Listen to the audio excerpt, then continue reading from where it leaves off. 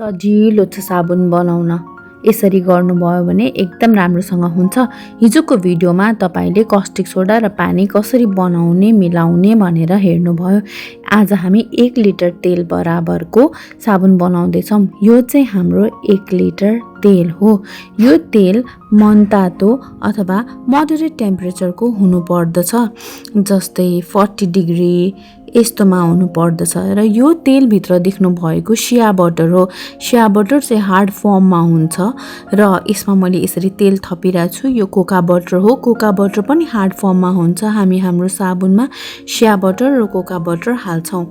यी हालिसकेपछि यही तेलहरूमा हामीले लाइभ वाटरको सल्युसनलाई यसरी मिक्स गरिराखेका छौँ। यसरी मिक्स गरिसकेपछि हामी यसमा चाहिँ एसेन्शियल ओइल हाल्छौँ। यो एसेन्शियल ओइल हो र यसलाई एउटा स्प्याचुलाको सहायताले यसरी घोल्छौँ। घोलिसकेपछि यो लिक्विड चाहिँ नि अलिक बाक्लो भएर आउँछ, थिक जस्तो हुँदै जान्छ। थिक भइसकेपछि यो लिक्विडलाई हामी यसरी मोल्डमा पोर गर्छौँ। 1 बाइ 1 मोल्डमा पोर गरेपछि यसलाई हामी छोडिदिन्छौँ। यो आफै बाक्लो भएर यसले एउटा सेप लिन्छ। यी चाहिँ हाम्रा होटेल सोपका मोल्डहरू हुन्। त्यही भएर यिनीहरू अलिकति साना छन्।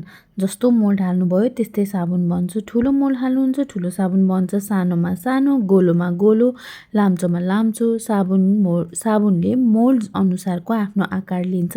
बाँकी हामी अरू भिडियोमा कुरा गरौँला है।